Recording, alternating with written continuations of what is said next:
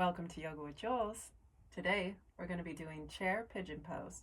Now this one is especially good for people that have a hard time doing some of the more intense hip stretches or sitting on the ground, or anyone that just wants an easier alternative to stretch those outer hips.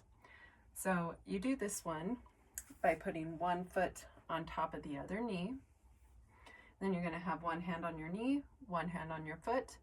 Just press it down so that the knee is even with the foot, or as close to it as you can get. If it's up here, that's okay. You just keep pressing it down, and you can stay upright here, or you can extend the spine forward for a more intense stretch in the hips. But you want to make sure that you keep the sits bones going towards the ground.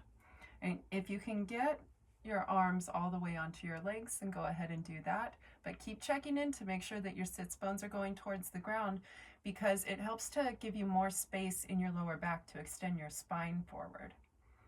And shoulders away from the ears, and just keep using your leg muscles to extend that knee down, and be here for a few breaths or maybe a couple of minutes, just depending on how good you feel about it.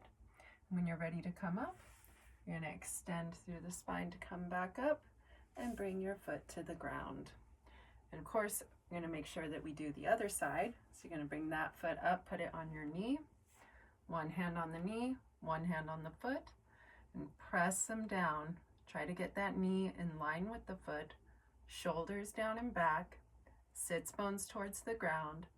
Now, you can stay upright, or you can extend your spine forward, but keep your sits bones going towards the ground to get more space in your lower back.